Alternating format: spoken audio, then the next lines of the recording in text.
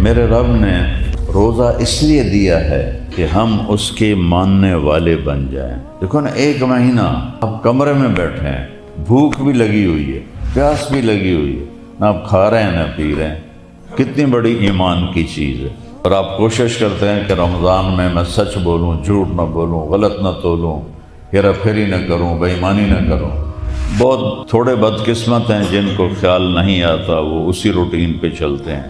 ایک مہینہ آپ اس طرح گزار دیں اور اللہ سے مانگیں کہ اللہ میری عادت بنا دے، تو پوری زندگی اللہ کے حکموں کے مطابق ہو جائے۔ روزہ ایک سبق دیتا ہے۔ دیکھو، آپ حلال چیز سے رک جاتے ہو، اتنی پابندی ہے نظر پہ، زبان پہ، ہاتھوں پر، پاؤں پر، بول پر۔ یہ ایک سبق اللہ سکھا رہا ہے کہ ایک مہینہ تم نے میری خاطر حلال بھی چھوڑ دیا تو پوری زندگی میری مرضی پہ گزارنے کی تمہیں طاقت پیدا ہو جائے گی۔ اور جب تم میری مرضی پہ زندگی گزارنا سیکھ جاؤ گے، جو تم چاہو گے وہ میں کر دوں۔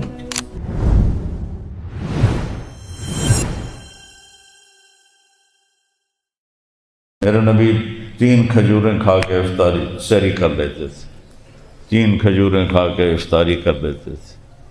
آپ نے 9 رمضان دیکھے، 9 آپ کی زندگی میں 9 رمضان آئے، 10واں رمضان آپ نے نہیں دیکھا۔ اور 9 ہر سال آپ رمضان میں قرآن کا دور کرتے تھے جبریل کے ساتھ، لیکن 9ویں رمضان میں آپ نے جبریل کے ساتھ 2 دفعہ دور کیا قرآن کا۔ اور آگے حج آ گیا، حج کے بعد آپ ربیع الاول میں آپ کا انتقال ہو گیا۔ تو روزہ صرف منہ بند کرنے کا نام نہیں ہے، روزہ ایک سبق دیتا ہے۔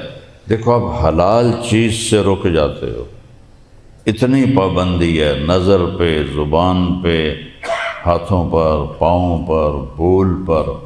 تو یہ ایک سبق اللہ سکھا رہا ہے کہ ایک مہینہ تم نے میری خاطر حلال بھی چھوڑ دیا،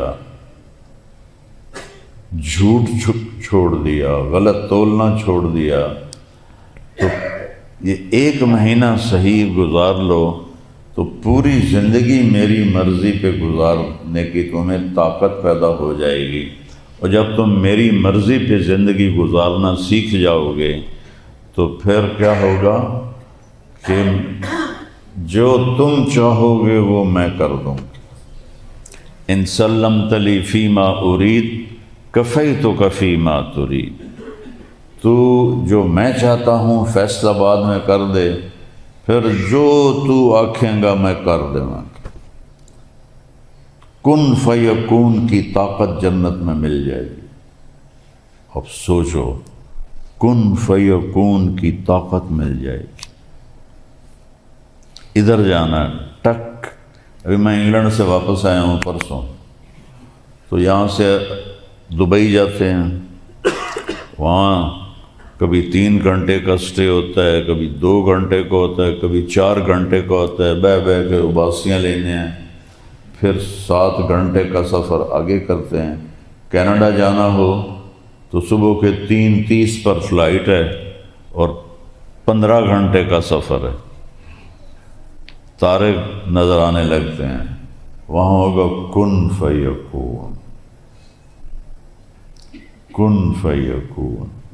اللہ آپ کو طاقت دے گا، اللہ کی طرف سے ایک خط آئے گا۔ خط نہیں آتے، کسی بڑے آدمی کا خط آئے، اب تو خط ہے نہیں، اب تو میسج ہیں، تو کوئی بڑا آدمی بھی میسج کرے، ویکھو یار مینوں میسج آیا، میاں صاحب دا میسج آیا۔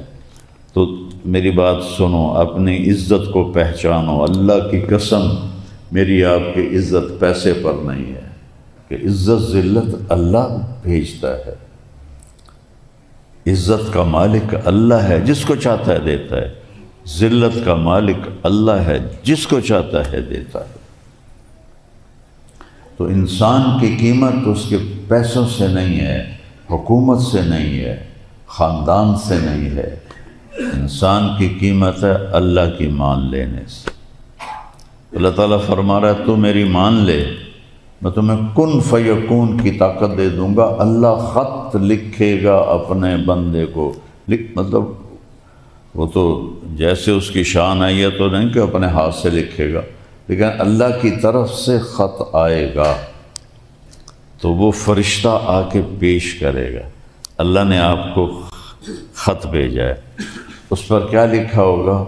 من العزیز الرحیم الی العزیز الرحیم۔ اللہ اکبر۔ یہ خط ہے عزت دار رب کی اور مہربان رب کی طرف سے اپنے اس بندے کے نام۔ اب وہ خود بھی اب عزت دار بن چکا ہے اور مہربان بن چکا ہے۔ من الحی القیوم الی الحی القیوم، ہمیشہ قائم اور ہمیشہ زندہ ذات کی طرف سے یہ خط ہے اپنے اس بندے بندی کے نام، جو وہ بھی اب ہمیشہ قائم ہو گیا ہے اور ہمیشہ زندہ ہے۔ اس سے بڑی عزت کوئی ہو سکتی؟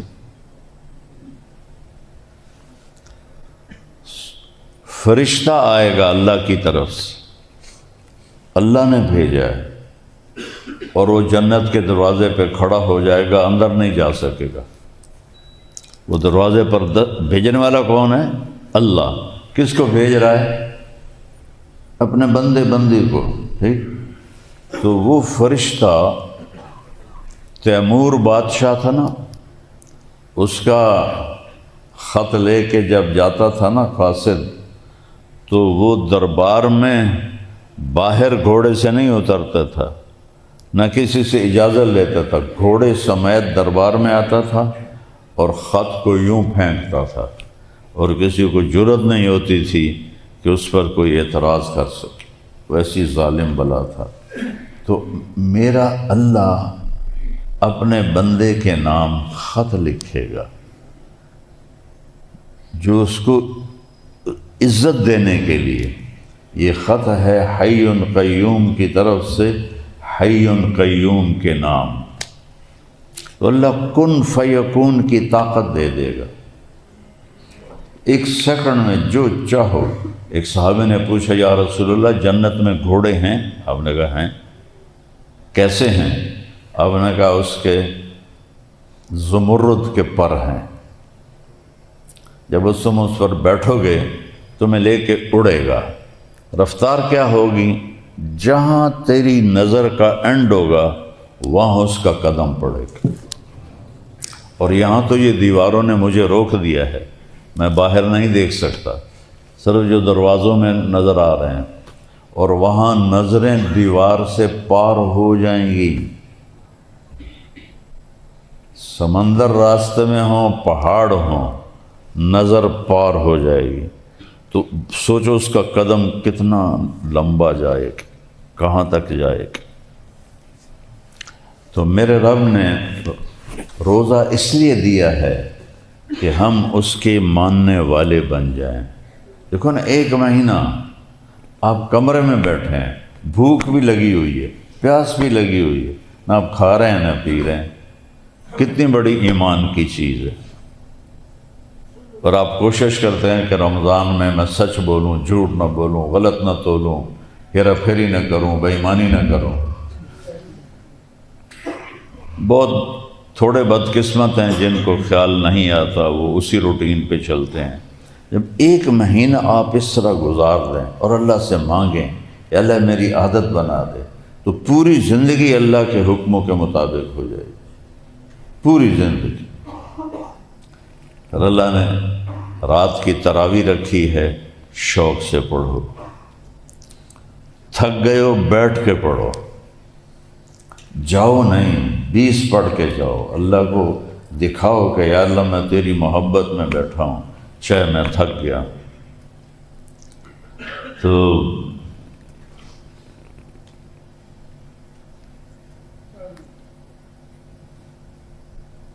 اللہ تعالیٰ آخری رات کہے گا میرے بندوں نے دن میں روزے رکھے، رات کو کھڑے ہو کے قرآن سنا، تو جاؤ میں نے تم سب کو معاف کر دیا، تم سب کی بخشش کر دی۔ اور اس میں ایک رات رکھی لیلۃ القدر۔ ایک دفعہ آپ نے فرمایا بنی اسرائیل میں 4 نبی تھے، انہوں نے 80 سال جہاد کیا، تو صحابہ غمگین ہو کر کہنے لگے یا رسول اللہ ساڑیاں تو عمرہ میں 80 سال نہیں ہوندیاں۔ تو اللہ نے فوراً جبریل بھیجا، میرے محبوب امت کو خوشخبری دے، انا انزلناہ فی لیلۃ القدر، ہم نے ایک بڑی قیمت والی رات میں قرآن کو اتارا۔ لیلۃ القدر خیر من الف شہر، اس کی قیمت کتنی ہے؟ 1000 مہینے کی بندگی سے زیادہ ہے، 1000 مہینے کی بندگی سے زیادہ ہے۔ اس میں یہ نہیں کہ کچھ آپ کو نظر آتا ہے، اس میں دعائیں قبول ہوتی ہیں، اور اس رات جتنے نفل پڑھ رہے ہوتے ہیں سب سے جبریل مصافحہ کرتے ہیں، سب سے مصافحہ کرتے ہیں۔ سونے والوں کے لیے دعا ہوتی ہے، اور جو اعتکاف میں ہوتے ہیں وہ سوئے ہوں یا جاگ رہے ہوں وہ سب عبادت ہی لکھا جاتا ہے، اور ان سے مصافحہ کرتے ہیں۔ اور پھر فرماتے ہیں کہ اللہ تعالیٰ نے آج کی رات پوری امت کو بخش دیا سوائے 4 آدمیوں کے، ایک شراب پینے والا، ایک ماں باپ کو دکھی کرنے والا۔ دکھی کرنا اور چیز ہے اور تھوڑی نافرمانی کرنا اور چیز ہے۔ دے نا ٹیشو پیپر دے، ٹیشو پیپر دے۔ عاقل والدیہ، نافرمانی کا لفظ نے استعمال کیا اپنے لیے، من یعص اللہ ورسولہ، جو اللہ رسول کی نافرمانی کرتا ہے۔ ماں باپ کے لیے کہا من عق والدیہ، عقہ کیسے کہتے ہیں؟ یہ باہر والے بھی اندر والے بھی، دیکھو یہ میں نے ایک ٹیشو پیپر لیا ہے، اب میں اس کے ٹکڑے کر رہا ہوں،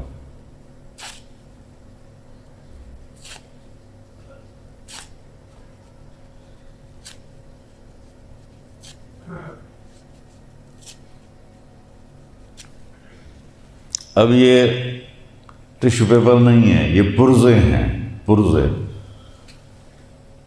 یہ دیکھو، یہ دیکھو، یہ دیکھو، یہ دیکھو۔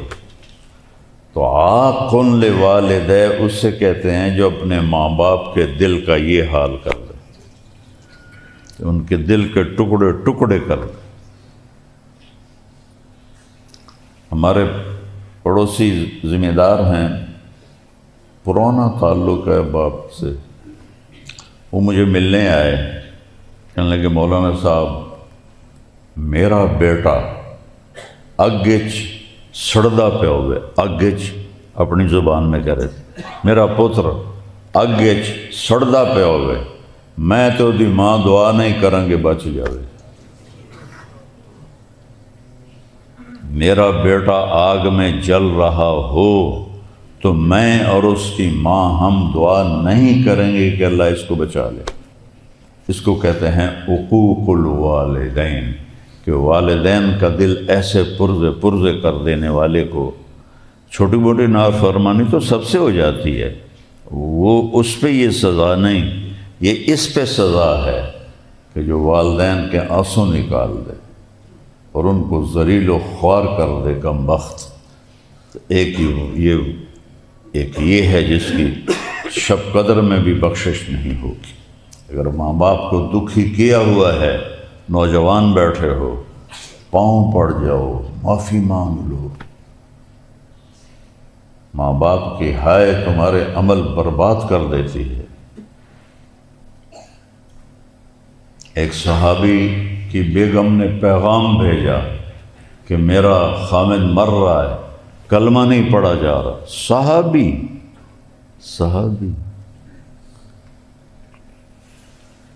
علقمہ ان کا نام تھا۔ آپ تیزی سے آئے، آپ نے کہا علقمہ کہو لا الہ الا اللہ، کہلانے والا اللہ کا رسول اور کہنے والا صحابی، کہتے ہیں یہ پڑھا نہیں جا رہا، ویسے بول رہے ہیں کلمہ پڑھا نہیں جا رہا۔ اللہ اکبر۔ تو آپ نے فوراً پوچھا ماں باپ میں کون زندہ ہے؟ کہا جی ماں زندہ ہے۔ اس پہ ناراض ہے یا خوش ہے؟ کہا جی ناراض ہے۔ تو آپ نے پیغام بھیجا علقمہ کی ماں میں آ جاؤں تمہارے پاس یا تم آتی ہو؟ کہا نہیں یا رسول اللہ میں آتی ہوں۔ آ گئے۔ وہ الگ ہو کے رہ رہی تھی بیٹے سے، ان کو نہیں پتا کہ پتر مرن آ رہا ہے۔ تو آپ نے فرمایا تو علقمہ پانی دینا، تو علقمہ پہ ناراض ہے؟ کہ جی ہاں میں ناراض ہوں۔ کیوں ناراض ہو؟ آج کل تو اولادیں ماں باپ کی پٹائی کرتی ہیں، گھروں سے نکال دیتے ہیں بیویوں کے پیچھے لگ کے۔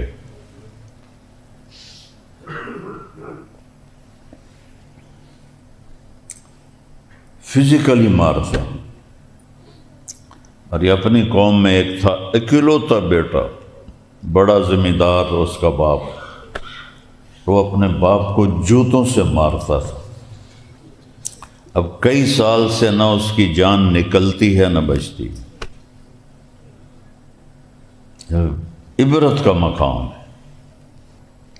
آپ نے فرمایا کیوں ناراض ہو؟ کہ یا رسول اللہ کوئی بڑی بات نہیں ہے، میرا بچہ بہت نیک ہے، راتوں کو تہجد پڑھتا ہے، قرآن پڑھتا ہے، دن میں روزے رکھتا ہے، لیکن جب مجھ سے بات کرتا ہے تو بدتمیزی سے کرتا ہے، اس سے میرا دل ٹوٹ گیا ہے۔ راتوں کی تہجد ہے، دن کا روزہ ہے، قرآن کی تلاوت ہے، ماں سے صرف بدتمیزی سے بات کر رہا ہے۔ یہ حال نہیں کر رہا جو میں نے آپ کو کر کے دکھایا، مجھ سے بدتمیزی سے بات کرتا ہے، اس نے میرا دل دکھی کر دیا ہے۔ آپ نے فرمایا تو معاف کرو گی؟ میرا جی نہیں چاہتا۔ تو آپ نے فرمایا بلال لکڑیاں کٹھی کرو اور علقمہ کو آگ لگا دو۔ وہ کہنے لگی کیوں یا رسول اللہ؟ کہا تو اگر معاف نہیں کرے گی تو یہ جہنم میں جلے گا، میں یہاں جلا دوں تاکہ آگے اس کا کام آسان ہو جائے، تو معاف کرتی ہے کہ میں اسے نہ جلاؤں؟ کہا نہیں، ہاں جی میں اتنا حوصلہ تو نہیں ہے کہ بیٹے کو جلتا دیکھوں، میں معاف کرتی ہوں۔ تو آپ نے فرمایا قل لا الہ الا اللہ۔ تو صحابی ساری دنیا شیخ عبد القادر جیلانی سے بھر جائے تو ایک صحابی کے ایک عمل کو بھی نہیں پہنچ سکتے، اور وہ کلمہ نہیں پڑھ پا رہے۔ پھر انہوں نے کلمہ پڑھا، پھر آپ نے اس کا جنازہ پڑھایا، پھر اس کے دفن میں شریک ہوئے، پھر لوگوں کو مخاطب کر کے فرمایا جو قبر پہ آئے ہوئے تھے، سن لو غور سے، یہ باہر والے بھی سن رہے ہوں گے، جس نے ماں باپ کو دکھ دیا ان پہ اللہ کی لعنت، فرشتوں کی لعنت، زمین آسمان کی لعنت، نہ ان کی نماز قبول ہے، نہ روزہ قبول ہے، نہ صدقہ قبول ہے۔ تو اللہ کے نبی نے فرمایا ایک تو شرابی کی بخشش نہیں ہوتی کا مطلب ہے کہ جب تک یہ پی رہا ہے نہیں ہوگی، توبہ کرے گا فوراً معاف۔ ماں باپ کو دکھی کرنے والا، اس کی بخشش نہیں ہوتی، معافی مانگ لے فوراً معاف۔ تیسرا جو خونی رشتوں سے لڑتا ہے، بھائی بہنیں، ماموں، خالہ، چاچے، یہ خونی رشتے ہیں، جو ان کی توہین کرتا ہے، ایک اس کی بخشش نہیں ہوتی۔ چوتھا جو کسی کے لیے دل میں نفرت پال کے پھر رہا ہے، ایک اس کی بخشش نہیں ہوتی۔ یہ گناہ تو عام ہے، مجھے اس سے نفرت ہو گئی، میں تو اس کی شکل نہیں دیکھنا چاہتا۔ اوہ اپنی قبر سامنے رکھو، اپنی قبر سامنے رکھو، سا نکلیا تو مٹی ہو گئے، کی فائدہ میرے بھائیو لڑن دا۔ تو شب قدر میں سب کی بخشش ہوتی ہے، چار کی نہیں ہوتی، اور شب قدر میں دعائیں قبول ہوتی۔ تو یہ اللہ تعالیٰ نے ہمیں ایک عمل دیا ہے کہیں اٹک جاؤ روزہ رکھو، نفل پڑھو، غیبی دروازہ کھل جائے گا، اس کی سفارش کراؤ، اس کی سفارش کراؤ، اللہ کی سفارش کرو، روزہ رکھ، تو اللہ آپ کے کام بنائے گا۔ تو بس میری آخری بات ہے، اگر آپ کسی سے لڑے ہوئے ہیں صلح کر لیں، کسی سے آپ کا بائیکاٹ ہے اس کے ساتھ خود جا کے مل لیں تاکہ آپ کے روزہ قیمتی بنے، کسی سے نفرت ہے دل سے نکال دیں، کوئی شراب کا عادی ہے توبہ کر لے، کوئی ماں باپ کو دکھ دے رہا ہے ان کے پاؤں پڑھ کے معافی مانگ لے، کوئی رشتہ داروں سے لڑا ہوا ہے معافی مانگ لے، کسی کی نفرت دل میں پالی ہوئی ہے اس کو دھو دے، تو آپ انشاءاللہ 14ویں کے چاند کی طرح اٹھیں گے قیامت کے دن۔ میرے محبوب صلی اللہ علیہ وسلم تو روزہ رکھتے تھے یوم وصال۔ عبداللہ بن زبیر ایک صحابی ہیں، یکم رمضان کو سحری کھاتے تھے اور 15 رمضان کو افطاری کرتے تھے، پھر 15 رمضان کو سحری کھاتے تھے اور 29 رمضان کو جا کے افطاری کرتے تھے۔ ایک دفعہ اللہ کے نبی نے یہ پچھنے لگوائے تو اس کا خون نکلا، تو عبداللہ بن زبیر سے فرمایا انہوں کدیں دبا دے کسی میں پتہ نہ لگے۔ وہ باہر گئے اور پی لیا۔ جب واپس آئے تو آپ نے کہا کیا کیا؟ کہا یا رسول اللہ وہاں دبایا ہے جہاں کوئی دیکھ ہی نہیں سکتا۔ آپ نے کہا لعلہ کا شربتا، لگتا ہے تو نے پی لیا ہے؟ کہا جی۔ کہ بس پھر تیرے سامنے کوئی کھڑا نہیں ہو سکے۔ تو ایک دفعہ پہلوانوں کی شہ سواروں کی بات ہو رہی تھی، فلاں ایسا فلاں ایسا، تو کسی نے کہا عبداللہ بن زبیر کا آپ لوگ نام نہیں لے رہے؟ کہا وہ کوئی انسان تھوڑے ہی ہے، وہ تو جن ہے۔ اللہ کے نبی نے جو خون جو پیا تھا، مدینہ سے روزہ رکھ کے چلتے تھے اور مکے آ کے افطار کرتے تھے 8 دن کے بعد، اور کیسے سفر تھے اونٹوں کے اور کیسے مشکل، لیکن اللہ نے ان کو ایسی طاقت بخشی تھی۔ اور جس دن شہید ہوئے ہیں ان کے ساتھی چھوڑ گئے، ان کے پاس صرف 18 آدمی رہ گئے، اور حجاج ابن یوسف کے 3000 کے لشکر کو صبح سے عصر تک روکے رکھا، صرف 18 آدمیوں کے ساتھ۔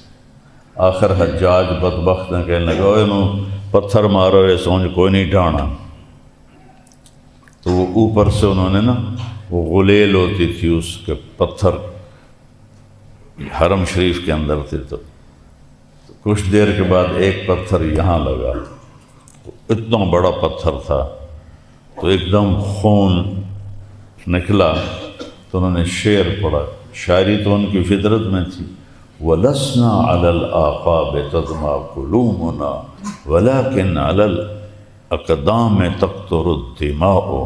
ہم وہ نہیں ہیں جو پیٹھ پہ زخم کھا کے ایڑیوں کو رنگین کرتے ہیں، پیٹھ پہ خون نکل گیا تو ایڑیوں پہ آئے گا نا، کہ ہم وہ نہیں ہیں جو پیٹھ پہ زخم کھا کے ایڑیوں کو رنگین کرتے ہیں، ہم وہ ہیں جو ماتھے پہ زخم کھاتے ہیں اور پنجوں کو مہندی لگاتے ہیں۔ اور یہ کہہ کر وہ گر گئے، اتنا بھاری پتھر تھا، اس وقت ان کی عمر 72 سال تھی، اور دونوں ہاتھوں میں تلوار تھی جس سے وہ لڑ رہے تھے، اور جب تک پتھر نہیں لگا کوئی ان کے قریب نہیں آ سکے۔ جب وہ گرے تو سوڈانی، ان کی بدقسمتی تھی ان کی شہادت، تو جب وہ گرے نا تو انہوں نے ایک شعر پڑھا، اسماء ان قتلت لا تبکین۔ اسماء ان کی ماں کا نام تھا نا، ابوبکر صدیق کی بیٹی تھی۔ اب میں مر رہا ہوں تو رونا نہیں میرے اوپر، لم یبک الا حسبی و دین، میں نے اپنا دین بچایا اور اپنی عزت کو بچایا، وصارم لانت بہ یمینی، اور سب نے میرا ساتھ چھوڑ دیا، بس میری تلوار نے میرا ساتھ دیا جس نے میرے ہاتھ کو شل کر دیا۔ تو انہوں نے آ کے اوپر تلواروں کا مہ برسا کے کو کیما کیما کر دیا اور ان کی لاش کو حجاج نے ہجون کے مقام پر لٹکا دیا۔ 1 مہینہ لٹکی رہی اور جسم میں کوئی خرابی نہیں ہے۔ اور ماں کیسی حوصلے والی ہے، وہاں سے گزری تو دیکھا اچھا اس سوار کے اترنے کا بھی وقت نہیں آیا۔ اللہ 100 سال عمر تھی اس وقت حضرت اسماء کی، اچھا اس سوار کے اترنے کا بھی وقت نہیں آیا۔ سبحان اللہ۔ تو بھائیو رمضان کی تیاری کرو، کس کے ساتھ؟ دل کو صاف کر کے، رزق حلال کما کے، لڑائی جھگڑے چھوڑ کے۔ میاں بیوی کی لڑائی اللہ کو انتہائی ناپسند ہے۔ اگر یہاں کوئی ایسا بیٹھا ہے جو بیوی سے لڑا ہوا ہے، اس سے صلح کر لے، اللہ اس سے بہت خوش ہوگا، بہت راضی ہوگا۔ اور کوشش کرو قرآن زیادہ سے زیادہ پڑھا جائے، اور تراویح کا اہتمام کرو، 20 پڑھو، آپ کو اجر بہت زیادہ ملے گا۔ ٹھیک ہے؟